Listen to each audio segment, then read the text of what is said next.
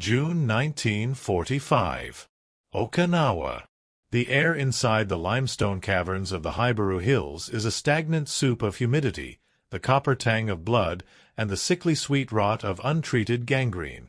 Outside, the world is being torn asunder by the steel typhoon, a relentless barrage of American naval gunfire that shakes the very foundations of the earth. Inside, the darkness is absolute, save for the flickering amber glow of a few precious candles.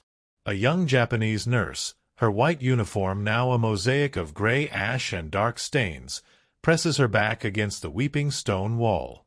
Her breath comes in shallow, jagged hitches. In the distance, between the thunderous concussions of high explosives, she hears a new sound, the mechanical growl of internal combustion engines and the rhythmic clinking of heavy gear. It is the sound of the end. She has been told since childhood that the men coming for her are not men at all, but demons who feast on the defeated. She reaches into her pocket, her fingers brushing against a small, jagged shard of glass, a final mercy she has been instructed to use upon herself before the monsters arrive.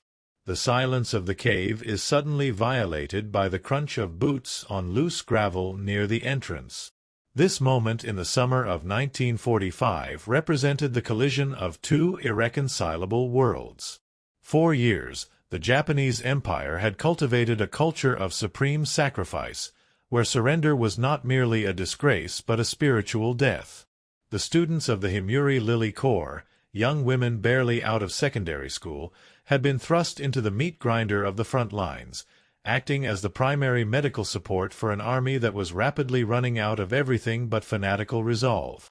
These nurses were the daughters of the Shinto state, raised on stories of the kamikaze and the glorious end. They were convinced that the Americans would show them the same mercy the Imperial Army had shown the captured at Bataan. To them, the approaching GIs were the harbingers of a darkness far greater than the shadows of the cave. They expected the bayonet. They expected the torch. They did not know that the men outside carried something far more destabilizing to their worldview than any weapon. The contrast between expectation and reality was a psychological abyss. The Imperial Japanese Army's medical doctrine was one of triage by desperation. If a soldier could not walk, he was often given a hand grenade to self-evacuate. The nurses had watched their own countrymen succumb to the logic of the gyokusai, the shattering of the jewel. They lived in a world of scarcity, where a single bandage was washed and reused until it disintegrated into threads. Across the threshold of the cave, however, stood an industrial titan. The Americans did not arrive with the frantic energy of a starving predator. They moved with the deliberate heavy tread of a force that possessed a surplus of everything: steel, fuel, food, and, most confusingly, medicine. As the first flashlight beam cut through the cavern's gloom, it didn't find a demon's face, but the dust-caked visage of a young man from Ohio or California, his eyes weary but devoid of the murderous bloodlust they had been promised. He reached not for a blade, but for a canteen hanging from his belt, a vessel of polished silver that caught the light, gleaming with the promise of a cold, clean life they had long since forgotten. To understand the terror in those caves, one must understand the education of the Himuri. These were not seasoned soldiers or battle-hardened medics. They were students from the Okinawa First Girls High School and the Okinawa Female Normal School. In the years leading up to the invasion, their curriculum had been systematically replaced with the tenets of the imperial rescript on education. They were taught that the emperor was a living god and that their highest calling was to serve as the shield of the empire. In the classrooms of Naha, they learned of the purity of the Yamato spirit, a spirit that supposedly could not be broken by the material decadence of the West. When the call came in March 1945, 222 students and 18 teachers marched into the hills, believing they were going to a victory that had already been spiritually won. They were assigned to the 32nd Army, the force tasked with turning Okinawa into a graveyard for the Americans. The indoctrination went beyond simple patriotism. It was a psychological fortification built on the demonization of the enemy. The Japanese military command knew that as the war turned against them, the only way to ensure their population would not surrender was to make life under American occupation seem worse than death. The nurses were told that American soldiers were kichiku, or ogre beasts, who would commit unspeakable acts of mutilation and violation. They were shown posters and heard lectures detailing the supposed savagery of the U.S. Marines. By the time the first American boots hit the beaches at Higuchi, these young women viewed the invasion not as a military operation, but as an apocalyptic descent of monsters. Their medical training, brief and rudimentary, was focused on the immediate, stopping bleeding with sawdust or rags, and the administration of the last medicine, a euphemism for the potassium cyanide capsules distributed to those who could no longer serve. This ideology of sacrifice created a closed loop of despair. In the Hibaru Army Hospital, which was nothing more than a series of hand-dug tunnels, the nurses worked 20-hour shifts in conditions that defied human endurance. There was no running water, no sanitation, and virtually no anesthetic. They performed amputations with carpentry saws while the ceiling dripped with the condensation of 1,000 exhaling men. Yet, through the agony, they clung to their belief in the divine wind. They were told that the Americans were weak, pampered by their luxuries, and that they would eventually crumble before the superior will of Japan. This was the education of the Himuri, a world where abundance was a sign of moral decay and where the ultimate proof of virtue was the willingness to die in the dark. They were prepared for the glorious end, but they were entirely unprepared for the arrival of an enemy who traveled with a silver canteen, a vessel that held more than just water. It held the material evidence of a civilization that valued the preservation of life over its spectacular destruction. By mid-June, the organized resistance of the 32nd Army had disintegrated into a series of desperate, disconnected struggles. The Himuri students, once part of a structured military medical unit, now found themselves adrift in a nightmare. On June 18, 1945, the order for dissolution was issued, a command that effectively abandoned the nurses to their fate. The Japanese officers, realizing the end was near, told the young women they were no longer under military command and were free to go. In the context of the Imperial Japanese Army, this was a death sentence. There were no evacuation plans, no hospital ships waiting offshore, and no sanctuary. The nurses were left in the damp, claustrophobic darkness of the caves as the American front line swept over them like a rising tide. The emotional breaking point arrived not with a bang, but with a terrifying silence. The nurses sat in the pitch black, listening to the departure of their own soldiers. They had been abandoned by the very men they had spent months patching together with blood-soaked rags. This abandonment was a profound betrayal of the Yamato Damashii they had been taught to revere. They were now alone with the wounded who could not move, men whose moans filled the tunnels with a haunting, rhythmic agony. The last medicine was passed around. Small, bitter vials or grenades intended to be held against the chest. The ideology of the empire demanded that they vanish rather than be captured. They sat in the mud, clutching their shards of glass or their poison, waiting for the monsters to enter the cave and begin the slaughter they had been promised. The reality of their situation was a stark contrast to the propaganda of the previous months. They had been told that Japan was winning, that the American fleet was burning in the Pacific, and that the divine wind would protect them. Instead, they were starving, surrounded by the stench of death, and forgotten by their commanders. The psychological pressure was immense. Every shadow at the cave's mouth seemed to take the shape of a demon.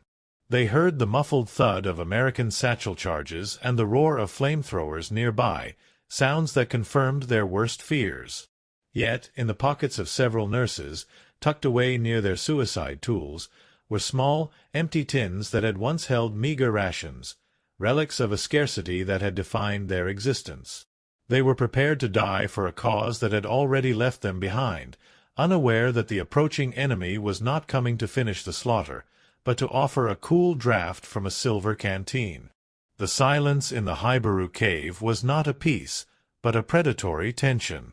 It was finally broken by a sound that did not belong to the world of the Himuri, the rhythmic metallic clinking of aluminum against canvas. It was the sound of a victor who was not in a hurry. Outside the cave mouth, the idling engine of a Willis Jeep sent a low-frequency vibration through the limestone, a mechanical hum of a civilization that moved on wheels and gasoline rather than raw human desperation. The nurses, huddled in the deepest recesses of the cavern, pressed their hands over their mouths to stifle the sound of their own terror. They had expected the roar of a flamethrower or the sharp, metallic snap of a grenade handle. Instead, they heard the casual, rolling cadence of English, a language they had been told was the tongue of devils. To their ears, every syllable sounded like a death warrant. The recurring symbol of their fear began to manifest in the dim light filtering through the entrance. It was not a bayonet that first pierced the gloom, but the glint of a silver canteen. To a Japanese soldier or nurse in 1945, water was a scarce commodity, often rationed to a few sips of stagnant, muddy liquid collected from cave walls. The American canteen, however, was a miracle of industrial surplus. It was full, it was clean, and it was cold. As the first American soldiers approached the threshold, they did not rush in with fixed bayonets. They moved with a strange, confident slackness, the posture of men who belonged to a nation of limitless resources. They carried with them the smell of Lucky Strike tobacco and sea rations, odors that represented a world of unimaginable plenty. For the nurses, this abundance was terrifying. It was the material evidence of an enemy they could never have defeated. The sound of the victor was also the sound of a strange, terrifying calm.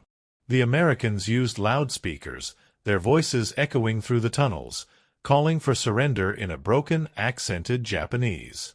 They promised safety and medical care, promises that the Himuri students had been conditioned to believe were elaborate traps designed to lure them into a fate worse than death.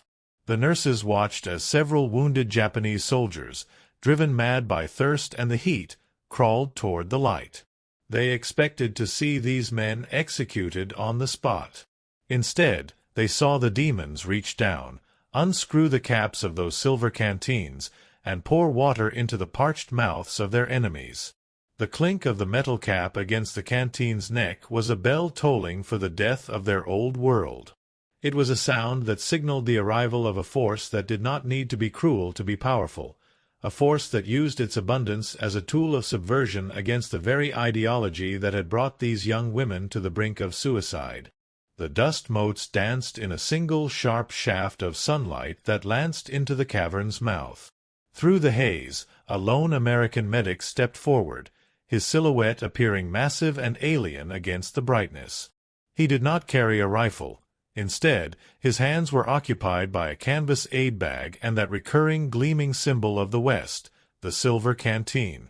For the nurses watching from the shadows, this was the moment of the expected atrocity. Their hearts hammered against their ribs like trapped birds, and many gripped their shards of glass with white-knuckled intensity. The air was thick with the silent, collective prayer for a quick death. They trembled not just from physical weakness, but from the spiritual terror of being touched by a demon whose very existence was an affront to their purity. The medic knelt beside a young nurse who had collapsed from exhaustion and dehydration. He did not shout, and he did not strike her. Instead, he moved with a methodical, professional grace that was entirely jarring to her expectations. He reached out with a hand encased in a grime-streaked but functional glove, gently tilting her head back. The nurse squeezed her eyes shut, waiting for the blade. What she felt instead was the cold, smooth rim of the silver canteen pressing against her cracked lips. The liquid that flowed into her mouth was not the bitter, tainted water of the caves, but something clean, life-giving, and impossibly abundant. It was a physical manifestation of a mercy that her own ideology had labeled as a weakness. This first contact was a profound subversion of imperial propaganda. Factual accounts of the Okinawan surrender describe this specific, recurring phenomenon, the paralyzing shock of Japanese civilians when met with basic human kindness. The medic began to work on her wounds, his movements efficient and devoid of the malice she had been promised. He used sterile gauze, a luxury the Himuri had not seen in months, and poured antiseptic that stung with the scent of cleanliness. As he worked, he hummed a low, unrecognizable tune, a sound of domestic normalcy in the middle of a charnel house. The trembling of the nurses did not stop immediately, but its nature began to change. It was no longer the tremor of a victim facing a predator. It was the shivering of a person whose entire world was being dismantled by a single, gentle gesture. The silver canteen, now resting on the cave floor, stood as a silent witness to the moment the monsters proved to be more human than the gods they had been told to die for. The transition from the limestone tombs to the American Field Hospital was a journey across the boundaries of reality. The Himuri nurses were loaded into the backs of open-top trucks, their small frames jolting against the metal as they were driven toward the coastal encampments. As they emerged from the inland shadows, they saw the true scale of the steel typhoon from the other side. The horizon was crowded with thousands of ships, an armada so vast it seemed to bridge the gap between the sea and the sky. On the shore, massive bulldozers carved roads out of the coral, and mountains of supplies, crates of food, fuel drums, and medical chests, were piled higher than the Okinawan pines. This was the factual evidence of a logistical titan, a nation that did not merely fight with spirit, but with an industrial output that rendered the Japanese concept of attrition a tragic fantasy. When they reached the hospital, the nurses were met with a sight that defied their medical training. Instead of a damp tunnel, they were brought into sprawling canvas wards, ventilated by the salt breeze and illuminated by portable electric generators that hummed with steady, artificial life. There were rows upon rows of clean cots with white linens, a stark contrast to the blood-slicked dirt they had called a hospital for months. The Americans moved with an agonizingly calm efficiency.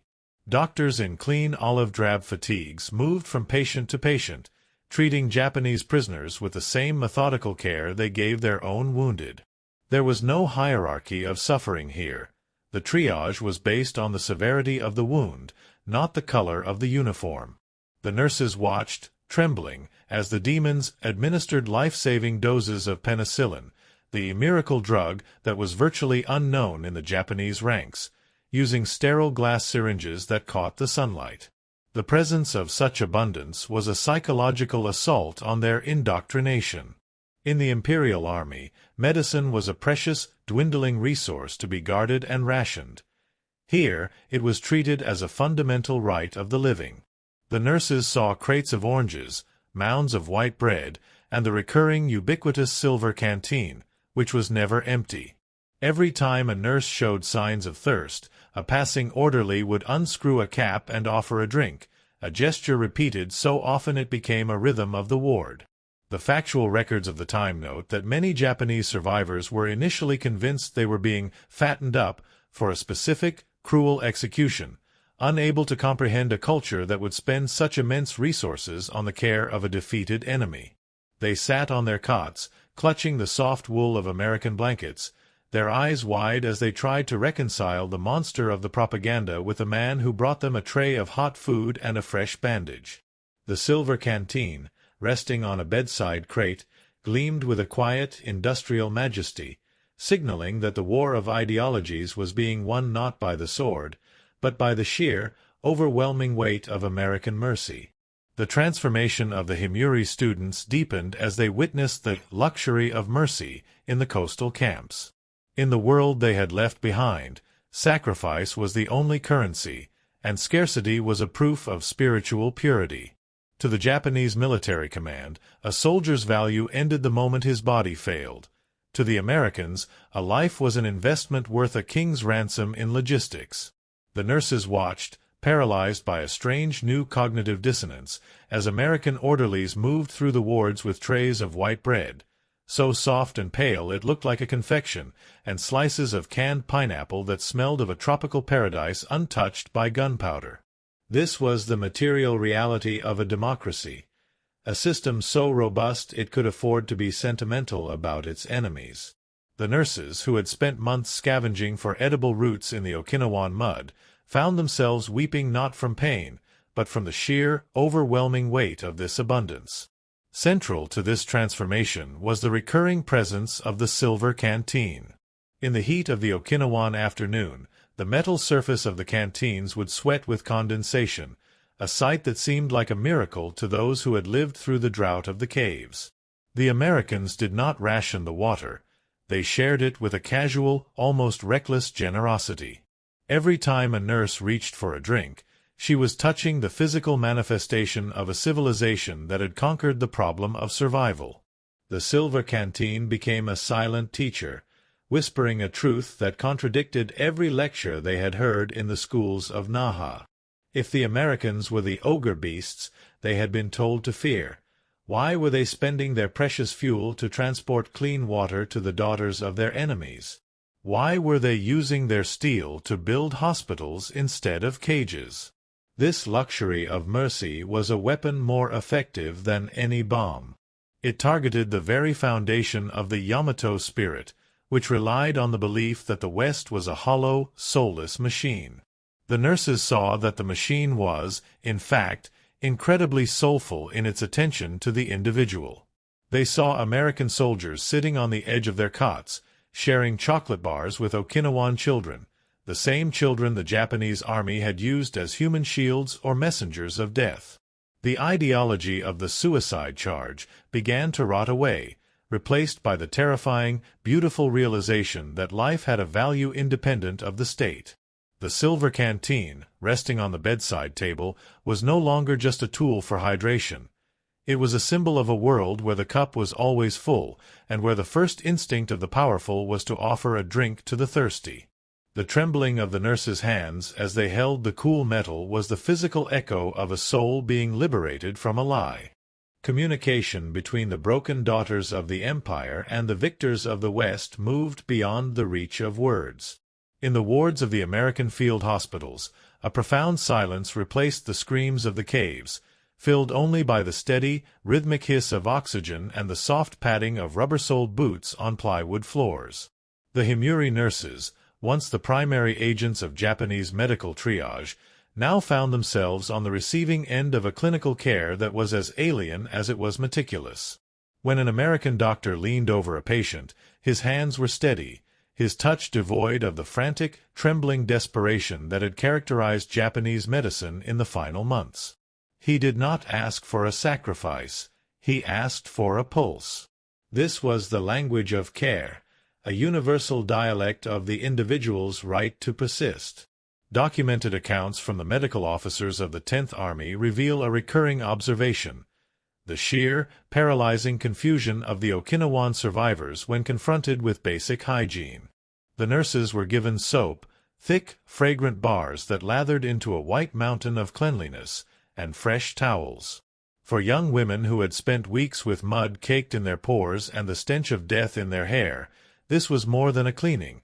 It was a restoration of their humanity. Every time a nurse was treated, the recurring symbol of American logistics appeared, the silver canteen. It was used to wash wounds, to dissolve sulfa powder, and to provide the hydration necessary for the body to begin its long walk back from the brink. The metal was cool against their fevered skin, a physical contrast to the scorching, dry heat of the burning island outside. The interaction was a testament to a fundamental shift in ideology. In the Japanese system, the wounded were often seen as a burden, a drain on the emperor's diminishing resources. In the American ward, the wounded were the priority. The nurses watched as American medics spent hours painstakingly cleaning the shrapnel from the legs of a Japanese private, using more morphine and sterile water for a single enemy than a whole Japanese platoon would have seen in a month. This was the language of care in its purest form, a declaration that life was not a commodity to be spent, but a flame to be guarded. As the nurses began to recover, their trembling subsided into a quiet, watchful awe. They saw that the American demon did not speak in threats, but in the clink of a silver canteen against a glass, a sound that promised that the thirst of the world could, eventually, be quenched. The ward became a space where the propaganda of hate was dismantled by the simple, repetitive motions of a nurse's bandage being changed by a steady, foreign hand. As the weeks bled into the humid heat of July, a profound shift occurred within the confines of the American medical enclosures. The Himuri survivors, once paralyzed by the expectation of a violent end, began to move through the wards not as prisoners, but as participants. The trembling in their hands had ceased, replaced by the steady, practiced movements of their original calling.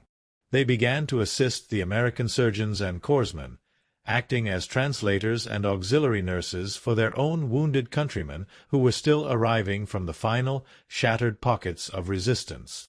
This was the rebuilding of the spirit, a process of reclamation where the nurses were given back the agency that the Imperial Army had stripped away. They were no longer shields of the Empire, destined for a glorious death. They were young women being reintegrated into a world that valued their survival. This transition was fueled by the starkly different philosophies of care they observed daily. In the Japanese bunkers, the goal of medicine was to return a soldier to the front or, failing that, to facilitate his honorable exit from life. In the American wards, the philosophy was recovery and return, a circular logic that assumed every life was worth the logistical effort of repair. The nurses watched as American doctors used X-ray machines and portable labs to diagnose infections, a level of technological sophistication that made their previous spirit-based medicine look like the medieval desperation it was. They saw that the American strength did not come from a willingness to die, but from an overwhelming, industrial capacity to keep people alive. Every time they handed a patient a drink of water, they reached for that recurring symbol of the new era, the silver canteen. Its presence had become a constant, a reassuring gleam of metal that stood for a society built on the foundation of surplus and safety. The collaboration in the wards became a silent bridge between two warring civilizations. The Japanese nurses found that the American medics, many of whom were the same age as the brothers they had lost in the war, shared the same exhaustion and the same desire for the conflict to end. The propaganda of the ogre beast had been completely eroded by the simple reality of shared labor. When a Himuri student adjusted a bandage alongside an American corporal, the barrier of hate vanished in the focused effort of healing. They were learning a new ideology, the ideology of the individual. They saw that the American system, for all its terrifying power, was designed to protect the very people the Japanese state had been willing to throw away. The silver canteen, resting on the nurses' station, was the anchor of this new reality. It represented a world where the primary duty of the state was to ensure that no one went thirsty, and where the most powerful nation on earth proved its superiority not through the scale of its massacres, but through the meticulousness of its mercy. As the nurses worked, they no longer looked at the cave entrance with fear. They looked toward the horizon, where the silver canteens of a new Japan were waiting to be filled. The war on Okinawa eventually fell silent, leaving behind a landscape scarred by the weight of 2 million artillery shells and the hollowed-out remains of 1,000 limestone caves. For the surviving Himuri nurses, the world they emerged into was unrecognizable, not because of the physical destruction, but because of the collapse of the spiritual walls that had once imprisoned them.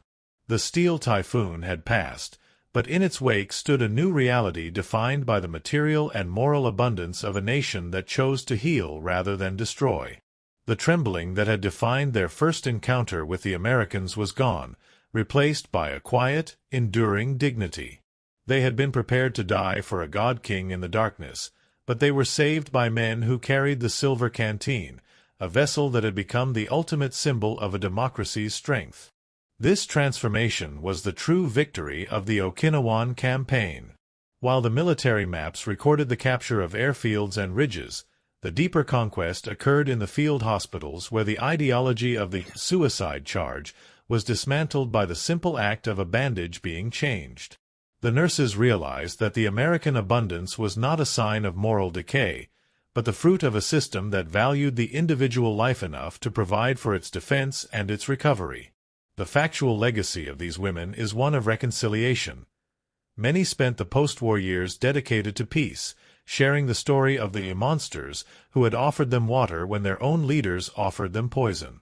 They became the living bridge between a Japan of sacrifice and a Japan of prosperity, a testament to the power of mercy to overwrite the scripts of hate. The silver canteen remains the lasting image of this encounter, a gleaming industrial artifact left behind in the red Okinawan soil. It stands as a poetic reflection on a larger truth, that the ultimate weapon of a free society is its capacity for compassion. The nurses who once trembled at the touch of an American medic lived to see a world where that same touch became the foundation of a lasting alliance. They learned that freedom is not found in the glory of a violent end, but in the simple, quiet abundance of a cup that never runs dry. In the end, the history of the Himuri is not a story of a defeat, but a story of a resurrection, proving that even in the deepest, darkest cave, the light of a single generous gesture can reveal the humanity in the heart of the enemy. The silver canteen, cold and full, remains the silent witness to the moment a broken world began to heal.